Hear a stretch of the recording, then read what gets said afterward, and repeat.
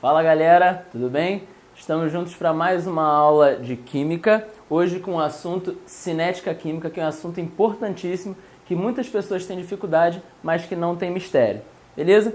Vamos começar aqui raciocinando, obviamente, nas condições de ocorrência para que uma reação ocorra. Porque a gente tem que lembrar que a cinética química estuda a velocidade das reações, certo? E os fatores que influenciam essa velocidade, tanto quantitativamente quanto qualitativamente. Só que, para eu conseguir analisar a velocidade da reação, precisa primeiro existir uma reação. Por isso faz sentido a gente começar com as condições de ocorrência para uma reação. Tudo bem?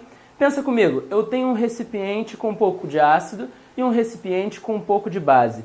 O que eu preciso ter antes de tudo para que a reação ocorra? Obviamente eu preciso que os reagentes entrem em contato. Então a minha primeira condição de existência é o contato entre os reagentes. Agora, adianta eu misturar dois reagentes inertes que não vão ter reação? É claro que não. Eu vou continuar sem ter a minha reação acontecendo. Então eu preciso de, além de contato, afinidade entre esses reagentes. Fez sentido? Ok. Agora, mais importante ainda é a existência de um choque efetivo. Eu preciso do contato, preciso da afinidade e choque efetivo. O que são choques efetivos? Lembra daquele conceito de energia de ativação? Alguma vez você já ouviu falar disso? A gente vai trabalhar melhor isso hoje.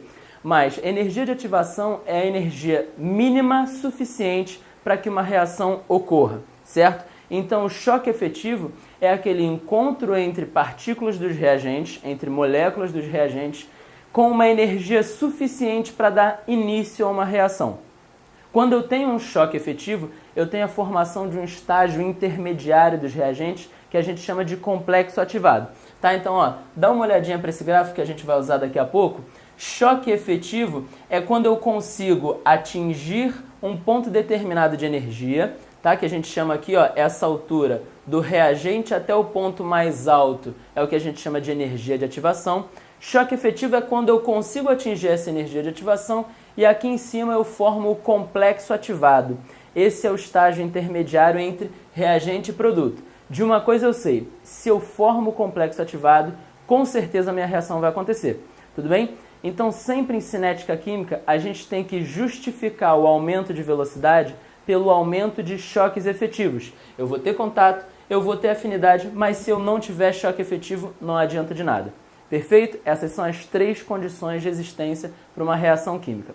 Agora, quais são os fatores que podem modificar a velocidade dessa reação? Pensa comigo, quando eu pego aquela pastilhinha de Sonrisal e jogo na água. Em qual forma que libera mais bolhas? Quando eu coloco a pastilha inteira ou quando eu quebro ela em pedaços? Não sei se você já fez isso alguma vez, mas vai acontecer muito mais rápido a liberação daquelas bolhas se eu quebrar a pastilha em vários pedaços, tá bom? Por quê?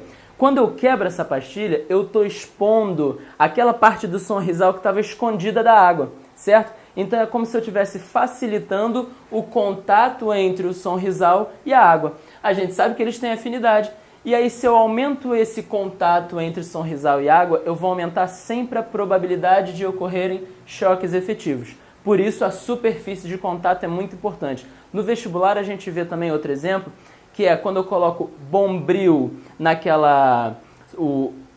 aquela limalha, aquela esponja de Bombril, meu Deus do céu. Aquela esponja ou Bombril amassado. Quando ele coloca o fogo, por que a esponja pega fogo? Por que o amassado não pega fogo? Porque quando eu amasso, eu estou diminuindo a superfície de contato do Bombril com o oxigênio, com o comburente, certo? Então, se eu diminuo a superfície de contato, eu dificulto muito a ocorrência dessa reação. A gente também vê esse tipo de questão no vestibular. Ok, superada a questão de superfície de contato, temperatura. Quando eu aumento a temperatura de um sistema, o que vai acontecer com a velocidade? Sempre eu vou aumentar a velocidade. E aí você pergunta, mas se a reação é exotérmica ou endotérmica? Isso é em rendimento, é lá em equilíbrio. Tá? Aqui a gente está falando de cinética, portanto, velocidade. O aumento de temperatura sempre aumenta a velocidade de uma reação. Por quê? Eu estou fornecendo energia para as minhas moléculas. As minhas moléculas vão se movimentar com maior intensidade. Aumenta a probabilidade de contato entre reagentes com afinidade e aí aumenta a probabilidade de choques efetivos. Tudo bem? A gente tem que saber também que nas reações eu dobro a velocidade a cada aumento de 10 graus Celsius. Isso é uma leizinha que se chama lei de Van 't Hoff, que vai aparecer em algumas questões. Tudo bem? Beleza. Temperatura, superfície de contato, pressão. Como é que a pressão pode influenciar a velocidade de uma reação? Pensa comigo, você está num carnaval, está num bloco e aí você está solteiro. A sua intenção é ter contato com alguém que tem afinidade e, se acontecer um choque efetivo, melhor. Qual é a maior probabilidade de acontecer um choque efetivo? Quando está todo mundo espalhado ou quando junta o trio elétrico e vem atrás aquela pressão desgraçada, juntando todo mundo num espaço de 2 metros quadrados. Aumentando a pressão, você aproxima as moléculas e aí você aumenta a probabilidade de ocorrerem choques efetivos. Tudo bem? Então, ó, se a gente pensar aqui, todos esses fatores, quando eu aumento esses fatores, eles estão aumentando a velocidade da reação. Aumentei a superfície de contato, aumenta a velocidade. Aumenta a temperatura, também aumenta a velocidade. Aumentei pressão, mesma coisa. Aumentei concentração, se eu coloco mais reagente no meio, é óbvio que a probabilidade de acontecer a reação vai aumentar também. Aumenta a probabilidade de choques efetivos, lembra que a justificativa é sempre por isso, certo? E aí aumenta a velocidade da reação. Por último, eu tenho que pensar no catalisador, que é importantíssimo, cai direto, Enem principalmente, tá? Então a gente tem que dominar esse conceito. Eu coloquei aqui, ó, catalisador positivo ou negativo. Você pode nunca ter escutado essa definição, porque a maioria das questões deixa implícito, ela só fala de catalisador, e quando só fala de catalisador, está se referindo ao catalisador positivo, que é aquele cara que aumenta a velocidade da reação, certo? Se por um acaso o problema fizer distinção entre catalisador positivo e negativo, você já sabe que o positivo aumenta a velocidade, o negativo diminui a velocidade da reação. Agora, como isso acontece?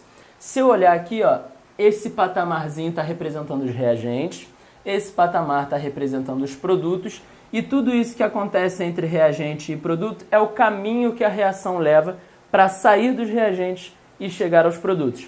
Eu preciso, lembra, ó, atingir a energia de ativação para formar o meu complexo ativado e essa reação acontecer. Então a energia de ativação eu calculo do reagente até o ponto mais alto da minha curva. Qual é o papel do catalisador positivo? O catalisador positivo, ele acelera a reação porque diminui a energia de ativação. Como assim? Se eu tenho que atravessar esse morro, se o morro for mais alto, vai ser mais fácil ou mais difícil chegar nesse ponto? Vai ser mais difícil. Se o morro for mais baixo, vai ser mais fácil ou mais difícil? Vai ser mais fácil chegar nesse ponto. Então, quanto menor esse morrinho, mais fácil da minha reação acontecer. Mais rápido eu vou chegar nos meus produtos. Beleza? Então, o catalisador positivo diminui a energia de ativação, ó. Com um catalisador positivo, a minha energia de ativação diminui e a velocidade da reação aumenta.